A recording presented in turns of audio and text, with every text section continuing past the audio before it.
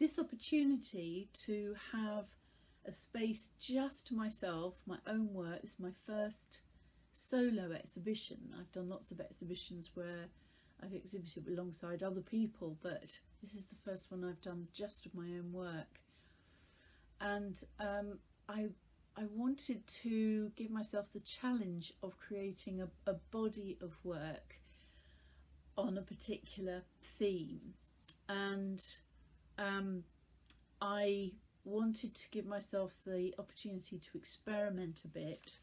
I guess the word experiment means sort of try stuff out where you don't know what the result's going to be, so there's a bit of a risk there. You might just create a load of rubbish that isn't interesting to anybody.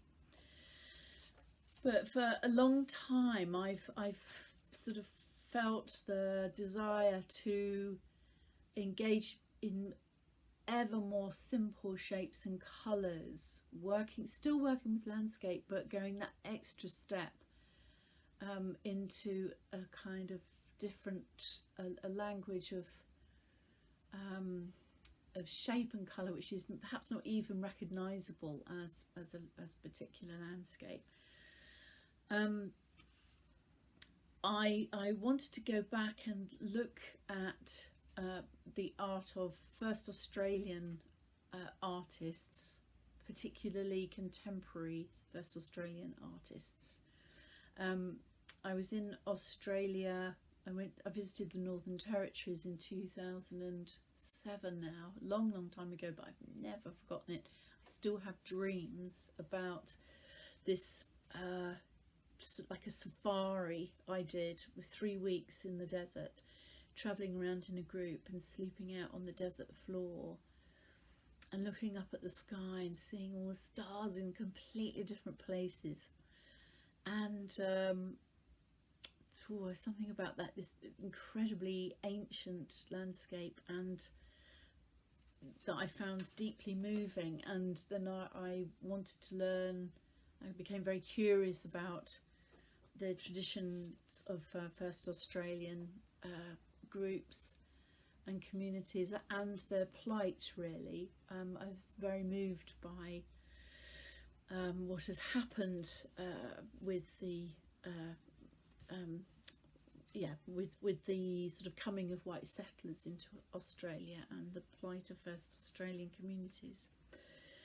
So I sort of started to look at different artists, contemporary artists like Rover Thomas, and because I haven't got another postcard to hand, typical, and I wanted to kind of experiment with borrowing from that tradition.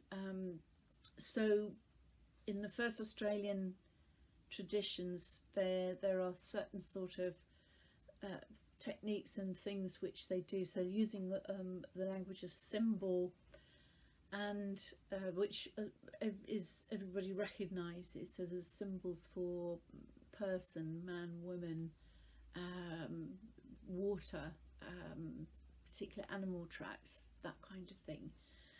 And I thought, how would that translate into me creating a sort of similar language for a land that I know, which is Devon, particularly Dartmoor. And so I wanted to kind of look at a hybrid. So I've incorporated some symbols of my own, but which are also connected with maps, and see what happened.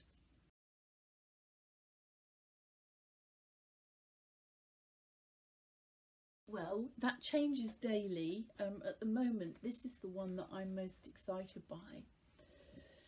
I don't know if it really has an interesting story. So it's sort of based at a particular point. It's a hut circle at a particular point where there's two roads coming together on Dartmoor. I just really like the way it's come out. So I've played around with suggesting symbol. I mean, like I said, here we've got sort of the scattered rocks which you often see on Dartmoor,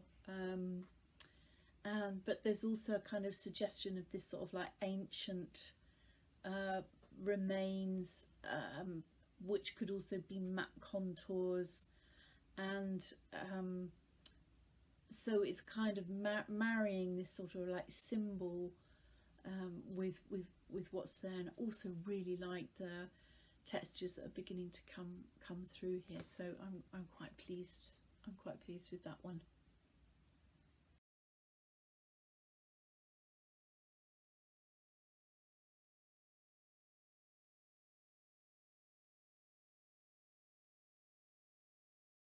I don't, in a way, I'm so sort of stuck on Australia and the Australian desert.